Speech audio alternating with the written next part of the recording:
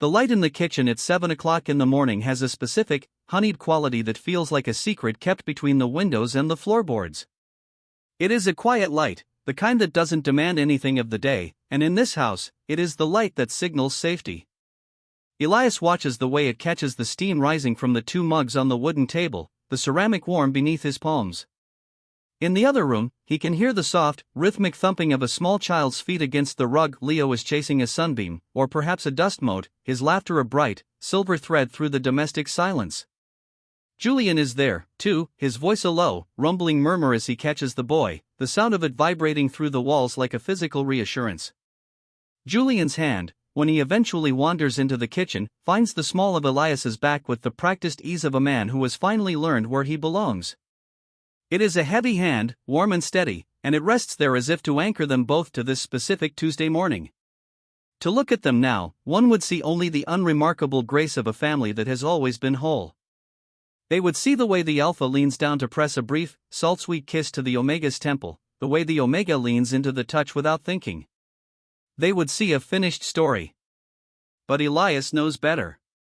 He looks at the shelf in the hallway where a single, slim volume sits, a book with a plain spine and 2 names on the introduction, and he remembers the cold. He remembers the months of rain and the way the air used to taste like iron and unspoken apologies. He looks at Julian, at the man who almost became a stranger he only knew through a dead man's prose, and he realizes how close they came to this morning never existing. I used to think the hardest part of loving someone was the act of finding them in a crowded world, Elias thinks, his gaze fixed on the way Julian's thumb traces a slow circle against his spine. I was wrong. The hardest part was staying still long enough to be found, and the bravest thing we ever did was refuse to walk away when the silence became a wall. Before we go back to the beginning of how 2 strangers found a home in the wreckage of a father's ghost, please take a moment to subscribe and hit the notification bell. Your support allows these long-form stories to breathe and grow. Now, let us look at the wreckage. It began with the rain, a relentless, grey drizzle that turned the city of London into a watercolor painting left out in the storm. The funeral for Arthur Vance had been as precisely curated as his novels, sparse, elegant, and deeply uncomfortable for everyone involved.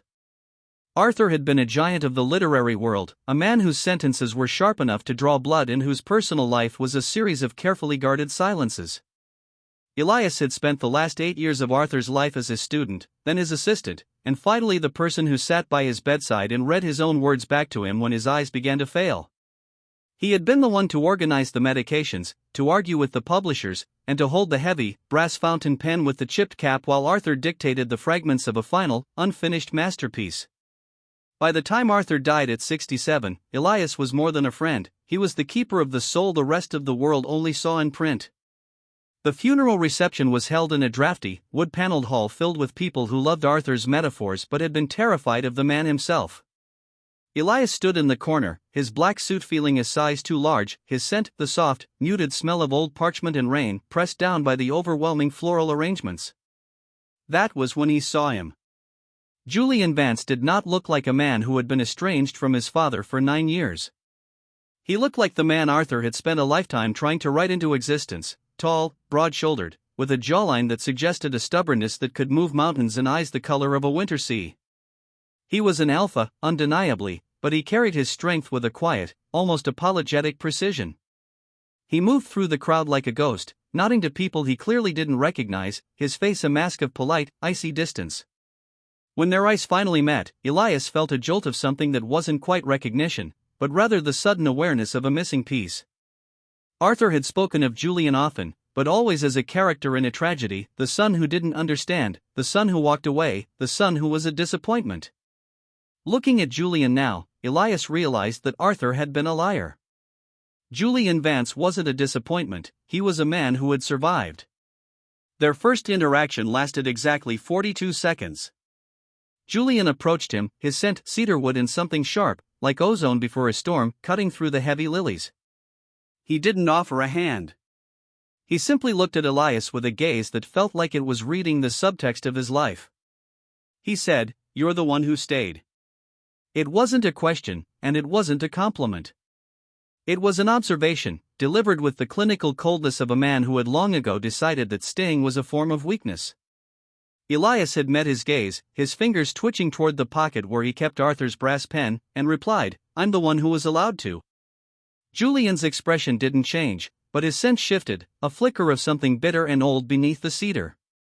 He nodded once, a sharp, final gesture, and walked away. At the time, Elias was certain that would be the end of it.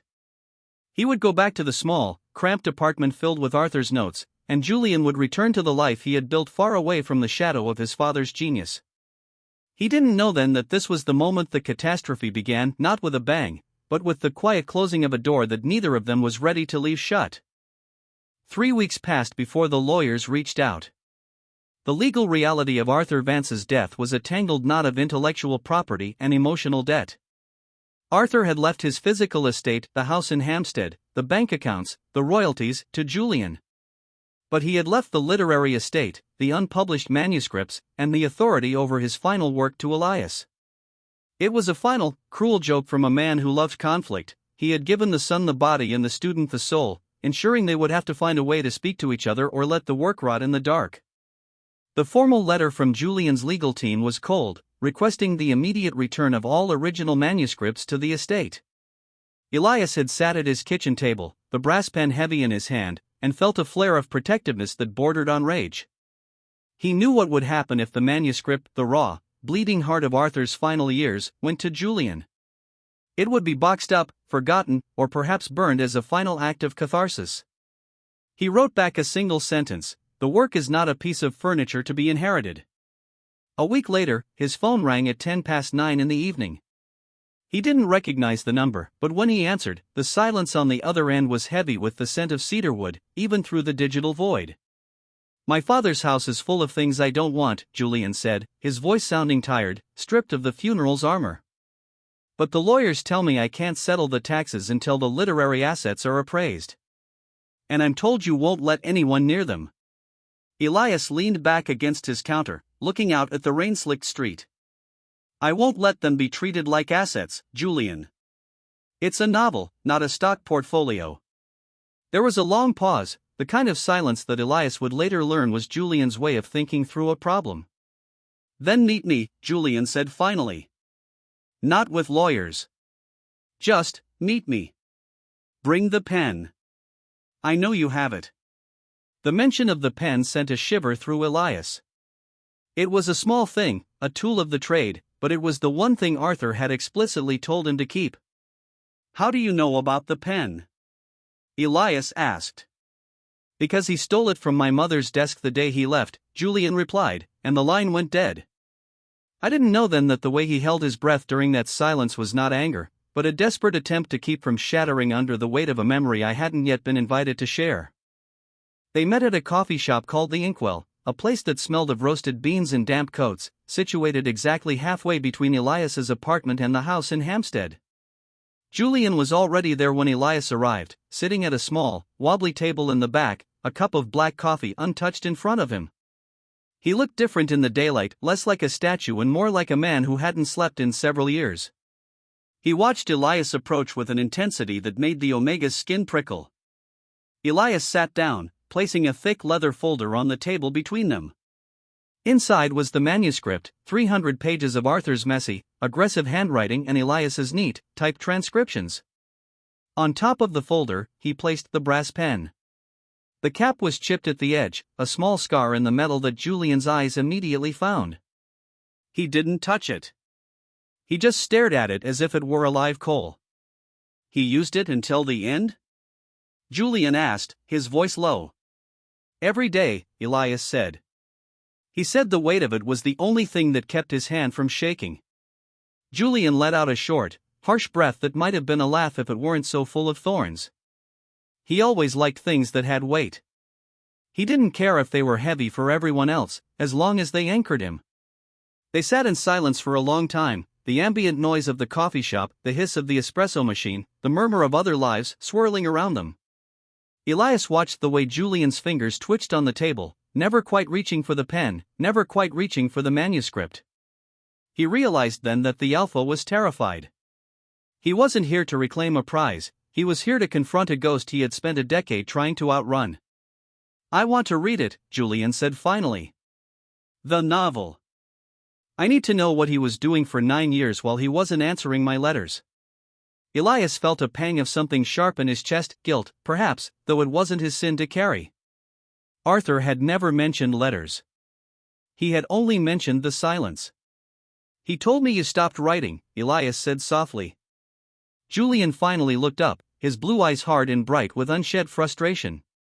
I wrote every Christmas. Every birthday. I wrote when I got my degree, and I wrote when I started my firm. He never replied. Not once. The catastrophe shifted then.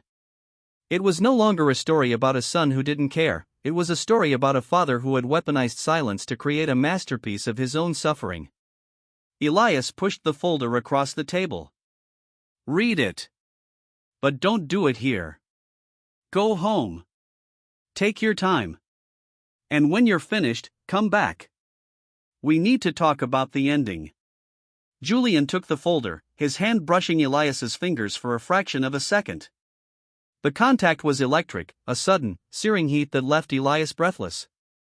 Julian pulled back as if burned, his scent blooming into something dark and overwhelmed. He stood up, tucked the manuscript under his arm, and left without another word. He left the pen behind. Elias kept the pen on his nightstand for the next 2 weeks. He found himself picking it up in the middle of the night, feeling the cold brass and the chipped edge, wondering where Julian was in the story. The manuscript was a fictionalized account of a family falling apart, but it was more than that, it was an autopsy of a relationship that had never been allowed to heal. It was brutal, beautiful, and fundamentally broken. When Julian finally called again, it was 2 o'clock in the morning. His voice was raw, the sound of a man who had been hollowed out. It's about me, he whispered. The boy in the garden. The one who keeps trying to build the birdhouse that never stays together. That's me. Elias sat up in bed, the darkness of his room pressing in. I know, he said. And the father in the book, the one who watches from the window and writes down the boy's failures instead of helping him? Julian's voice broke. He remembered everything. Every mistake I ever made. He kept them like pressed flowers. Elias felt a lump in his throat that made it hard to swallow. He didn't know how to love you without turning you into a sentence, Julian. That's why the book is unfinished. He reached the point where the boy leaves, and he realized he didn't know how to write the part where he asks him to come back. There was a long, shaky breath on the other end of the line. I'm standing in his study, Julian said. Among the books. It smells like him, and it smells like you. Why does it smell like you, Elias? The question was so intimate, so unexpected, that Elias felt his heart skip a beat. I spent a lot of time there, he said, his voice barely a whisper. I suppose I left a bit of myself behind. Come here, Julian said. Please. I don't want to be alone with him anymore. That was the beginning of the middle distance, the months where they existed in a strange, suspended animation. Elias moved his workspace to Arthur's old house, at Julian's request. They told themselves it was for the sake of the work, that they needed to be near the primary sources, the letters, and the journals to understand how to frame the novel for publication. But the truth was simpler and more dangerous. They were two people who had been shaped by the same man's absence, and they were the only ones who knew the language of that specific grief. They worked in the study, a room lined with thousands of books that seemed to watch them with silent judgment. Elias sat at the mahogany desk, the brass pan now a permanent fixture between them. Julian sat in the armchair by the window, usually with a legal brief in his lap that he wasn't actually reading. They didn't talk much at first. The silence was heavy, but it began to change. It stopped being the cold, sharp silence of the funeral and became something softer, like a blanket. They learned each other's rhythms. Elias learned that Julian took his tea with a single drop of honey and that he tapped his foot when he was frustrated. Julian learned that Elias hummed when he was deep in thought and that he had a habit of tucking his hair behind his left ear when he was nervous. The scent of the room transformed. The old, stale smell of Arthur's pipe tobacco faded, replaced by the warm, grounding aroma of cedarwood and the sweet, papery scent of Elias's presence. It was a slow, agonizingly careful dance. Every time they came close to saying something real, something about the way Julian watched Elias when he thought he wasn't looking, or the way Elias's breath hitched whenever Julian entered the room, one of them would pull back. The fear was always there, a third person in the room. Elias was terrified that Julian only saw him as a bridge to his father, a way to finally earn the approval of a dead man. Julian was terrified that Elias was only there out of a sense of duty, that he was just another part of the literary estate to be managed and eventually put away. We spent 3 months talking about a dead man's words because we were both too terrified to use our own. Elias thinks from the future, the memory of that study still vivid in his mind. We were building a house out of paper, and we were both waiting for the first sign of rain to run for cover. One afternoon, in the 5th month of their collaboration, the rain finally came. Not a storm, but a quiet, steady downpour that turned the garden into a blur of green and gray. They were working on the introduction, trying to find a way to explain why the novel stopped where it did. The tension in the room was palpable, a physical weight that made it hard to breathe. Elias was sitting at the desk, the brass pen in his hand, staring at a sentence that wouldn't sit right. Julian was standing by the window, his back to the room. "He loved you, you know," Elias said, the words slipping out before he could stop them. Julian didn't turn around. "In his own way. He told me once that you were the only thing he ever made that he couldn't edit." It terrified him. Julian's shoulders tensed. "I didn't want to be a masterpiece, Elias. I just wanted to be a son. I wanted him to see me, not the potential for a character." He turned around then, his face pale in the dim light. "Do you see me? Or do you just see the man who's missing from the story?" Elias stood up, the chair scraping against the floorboards. The distance between them felt like a mile, though it was only a few feet. "I see you, Julian. I see the way you hold your coffee when you're thinking. I see the way you look at the garden like you're waiting for something to grow. I see the man who was kinder than his father ever was." Julian moved then, a sudden, desperate grace that brought him across the room in 3 strides. He took Elias's face in his hands, his thumbs brushing over the Omega's cheekbones. His scent was a roar now, cedar wood in heat and a deep, aching longing. "I don't know how to do this," Julian whispered, his forehead resting against Elias's. "I don't know how to be the person who stays." "Then don't try to be anyone else," Elias replied, his hands finding the lapels of Julian's coat. "Just stay." When they finally kissed, it wasn't like the movies.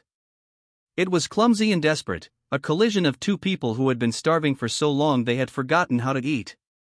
It tasted of coffee and salt and the relief of a long-delayed truth. In that moment, the manuscript on the desk, the ghost of Arthur Vance, and the weight of the 9 years of silence all seemed to vanish. There was only the heat of Julian's skin and the way his heart beat against Elias's chest, fast, frantic, and undeniably alive. But the catastrophe was not over. It was merely waiting for a new shape. A month later, the world shifted again. It happened in the same study, on a Tuesday morning that felt too bright for the news it carried. Elias had been feeling a strange, low-level exhaustion for weeks, a sense of his body being slightly out of sync with the world. He had attributed it to the stress of the publication, the endless meetings with editors, and the emotional toll of his growing relationship with Julian. But when he stood in the small bathroom of the Hampstead house, looking at the 2 lines on the plastic stick, he realized the story had taken a turn he hadn't prepared for. He was an Omega, and he knew the biology of his own life, but he had never truly imagined himself as a father. Especially not now, when he was still trying to figure out how to be a partner to a man who was still healing from his own father's wounds. He walked back into the study where Julian was looking over the final proofs of the novel. The scent of the room, usually so comforting, suddenly felt overwhelming. He sat down at the desk, his hands trembling as they sought out the brass pen. Julian looked up, his expression immediately softening. "You're pale, Elias. Are you all right?" Elias looked at him, at the man he was beginning to love with a ferocity that frightened him, and he felt the first cold touch of the almost loss. He thought, he is going to think I'm doing this on purpose. He is going to think I'm trying to trap him in a family he never wanted. He is going to see his father in me. "I'm pregnant," Elias said, the words falling like stones into a still pond. The silence that followed was the most terrifying thing Elias had ever experienced. Julian didn't move. He didn't speak. He just stared at Elias, his blue eyes wide and unreadable. The scent of cedarwood in the room seemed to go flat, replaced by a sudden, sharp coldness. In that silence, Elias's fear took root and grew. He saw Julian's shock as rejection. He saw the alpha's stillness as the beginning of a withdrawal. He thought of the novel, of the boy in the garden and the father at the window, and he felt a wave of nausea that had nothing to do with the pregnancy. "You don't have to stay," Elias said, his voice high and thin. "I know this wasn't the plan. I know you're still finding your way. I can do this on my own. I don't want you to be here because you feel you have to." Julian finally moved, but it wasn't toward Elias. He stood up and walked to the window, looking out at the same garden they had watched for months. "A child," he said, his voice flat. "Arthur's grandson." The mention of his father was the final blow. Elias felt something inside him snap, not with a bang, but with a quiet, devastating finality. He realized then that he had been right to be afraid. Julian wasn't seeing him. He was seeing the continuation of a legacy he had tried to escape. "It's not Arthur's child, Julian," Elias said, standing up, his voice trembling with a grief he hadn't known he was carrying. "It's mine. And if you can't see the difference, then you shouldn't be here." He walked out of the study, out of the house, and into the cool autumn air, leaving the brass pen on the desk. He didn't look back. If he had turned left at the corner of St. Jude's that afternoon, I think I would have let him go. I would have told myself it was for the best, that I was saving him from a life he never asked for. I would have spent the rest of my life writing about the man I almost loved, and I would have been very, very good at it. But I didn't turn left. I went home, and I waited for the world to end. The next 3 weeks were the longest of Elias's life. He didn't call Julian, and Julian didn't call him. The work on the manuscript ground to a halt. The publisher sent frantic emails that Elias ignored. He spent his days in his small apartment, surrounded by his own books, trying to imagine a future that didn't involve the scent of cedarwood and the weight of a steady hand on his back. He felt the pregnancy in small, quiet ways, a sudden aversion to his favorite tea, a constant, underlying fatigue, a sense of his body becoming a vessel for a stranger. He thought about the boy in the garden, and he realized that he had become the father at the window. He was watching his own life happen from a distance, documenting the failure instead of reaching out to fix it. The catastrophe was complete. They had found each other in the dark, and then they had let the first light of a real future scare them back into the shadows. It wasn't a villain that had separated them. It wasn't a crisis or a grand betrayal. It was just two people who were so afraid of being too much that they had decided to be nothing at all. Then, on a Tuesday evening, exactly 21 days after he had walked out of the house in Hampstead, there was a knock at his door. Elias opened it to find Julian standing in the hallway. He looked terrible. He was wearing the same coat he had worn to the funeral, and his hair was a mess, and his eyes were bloodshot. But he wasn't carrying a suitcase, and he wasn't carrying a legal document. He was carrying a small, wooden birdhouse. It was badly made. The edges were uneven, the roof was slightly crooked, and there were visible glue marks on the sides. Julian held it out like a peace offering. "I spent 3 weeks trying to build it," he said, his voice cracking. "I realized I didn't know how. I had to look up a tutorial on the internet. It took me 4 tries to get the floor to stay on." Elias looked at the birdhouse, and then he looked at Julian, and he felt the first crack in the wall of his own fear. "Julian." "I wasn't thinking about my father," Julian interrupted, his words coming in a rush now. "When you told me, I wasn't thinking about a legacy or a grandson. I was thinking about the fact that I've never seen a baby.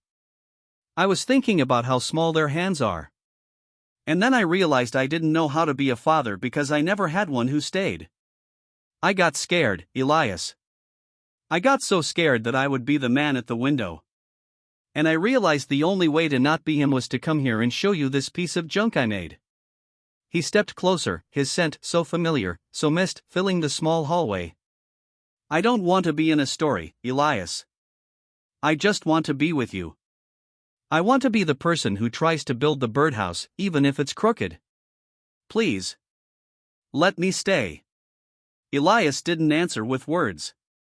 He reached out and took the birdhouse, placing it on the table by the door, and then he pulled Julian into the apartment.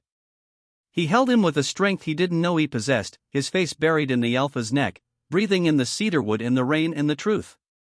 The answer was simple. It had always been simple. The difficulty wasn't the answer, it was the willingness to be heard saying it. Stay, Elias whispered. Just stay. They didn't publish the novel that year. They spent another 6 months working on it, but the work changed. It was no longer an autopsy, it was a conversation. They wrote the introduction together, sitting at the mahogany desk in the Hampstead house, the brass pen passing back and forth between them like a baton. They didn't try to explain Arthur's silence or justify his choices. They simply told the truth, that a story is never really finished until someone else reads it, and that some endings are actually beginnings in disguise. The book was published on a quiet Monday in April. The dedication page read, "For the people who stayed, and the people who came back." At the launch party, surrounded by the literary elite who had come to celebrate the lost masterpiece, a journalist from a major paper approached them. She looked at Elias, then at Julian, who was standing close enough that their shoulders brushed. "How did you two meet?" she asked, her pen poised over her notebook. Julian looked at Elias, a small, private smile playing at the corners of his mouth. "At a funeral," he said. Elias nodded, his hand resting instinctively on the slight curve of his stomach, where Leo was a quiet, growing promise. "We were on opposite sides of the same story," Elias added. The journalist wrote it down, nodding as if she understood, though she couldn't possibly. Later, when the crowd had thinned and they were walking back to the car through the cool evening air, Julian leaned down and whispered, "That's the first accurate thing we've said to the press." Elias laughed, a sound that felt like the end of a long winter. "I thought it was time." Now, back in the kitchen on this Tuesday morning, the story feels complete. The light has moved across the floor, and the mugs are empty. Julian has gone into the hallway to help Leo find his shoes, their voices a cheerful discordance that fills the house. Elias stands by the table, picking up the brass fountain pen that sits in a small ceramic tray. He looks at the chipped cap, the small scar in the metal that has seen so much silence and so many words. He remembers the fear, the way it used to feel like a physical weight in his throat. He remembers the moment he almost walked away, and the moment Julian showed up with a crooked birdhouse. It wasn't a grand rescue. It was just a choice. A small, private, irrevocable choice to be seen. He hears the front door open, the sound of Julian and Leo heading out into the garden to check on the birdhouse, the real one, the one that finally stayed together. Elias realizes there is one detail he didn't mention when he began telling this story. He didn't mention that the day Julian came to his apartment, he had brought something else besides the birdhouse. Tucked into his pocket had been a small, crumpled piece of paper, a letter Julian had written to his father 10 years ago, one that had been returned to sender, unopened. Julian had given it to Elias that night, and they had burned it together in the kitchen sink. They didn't read it. They didn't need to. The words didn't matter anymore because the person they were meant for was gone, and the person who was left was standing right there, holding the match. Elias puts the pen back in its tray. He looks at the garden, at the alpha and the child, and he realizes that the quietest stories really do hit the hardest. Not because they are loud, but because they are true. And the truest thing he knows is that they almost didn't make it here. They almost let the silence win. But they didn't.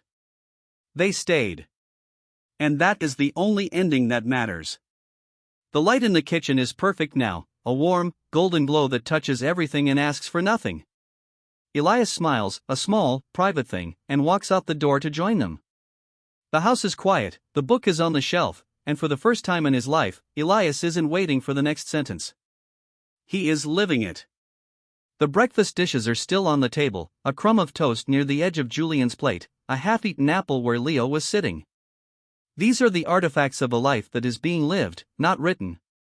There is a smudge of jam on the back of the chair. There is a stray sock near the radiator. These are the things Arthur Vance would have never noticed, the things he would have edited out of his prose to make room for a more elegant metaphor. But to Elias, they are the most beautiful things in the world. They are the evidence of a catastrophe averted. He walks down the hallway, past the shelf with the book, and he doesn't even look at it. He doesn't need to. He knows what's inside. He knows how the story ends. He reaches the back door and steps out onto the porch. The air is cool, smelling of damp earth and the cedar wood that always seems to follow Julian. He sees them by the fence, Julian crouching down to Leo's level, pointing at a blue tit that has finally decided the crooked birdhouse is a safe place to build a nest. Julian looks up as Elias approaches, and the expression in his eyes is so full of a simple, uncomplicated love that it almost hurts to look at. He's seeing it, Elias, Julian says, his voice a low hum of wonder. He's seeing the bird.